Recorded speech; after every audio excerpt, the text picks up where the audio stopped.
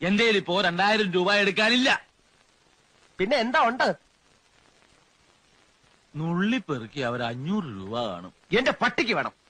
മര്യാദക്ക് 2000 രൂപ എന്റെ കയ്യിൽ എണ്ണി തന്നില്ലെങ്കിൽ അതിന്റെ പ്രത്യാഘാതകം. പ്രത്യാഘാതം മേഘം എന്നുള്ളതിന്റെ ഇയാളെന്നെ പഠിപ്പിക്കൊന്നും വേണ്ട. പ്രത്യാഘാതം അത് ഭയങ്കരമായിരിക്കും. എന്തും നേരിടാൻ തയ്യാറായിട്ട് തന്നെയായി ഈ നാടകത്തിൽ ഇറങ്ങിത്തിരിച്ചിരിക്കുന്നത്. ഒരുമാതിരി പല തന്തയ്ക്ക് പറഞ്ഞ പരിപാടി എന്റെ അടുത്ത് കാണിക്കരുത്. തൽക്കാലം പല തന്തയുണ്ടെന്ന് വിചാരിച്ചേക്കാം. ഞാൻ പോവാന്ന്. അതെ, കുറച്ച് പതുക്കെ പറഞ്ഞാലും കേൾക്കാം. പിന്നെന്താ ഞെട്ടാത്തത്? സാധാരണ ഇത്ര നിസ്സാര കാര്യങ്ങൾക്ക് ഞാൻ ഞെട്ടാറില്ല. ഓഹോ, പിന്നെ ഞാനങ്ങനെ വെറുതെ പോകുന്നൊന്നും വിചാരിക്കണ്ട.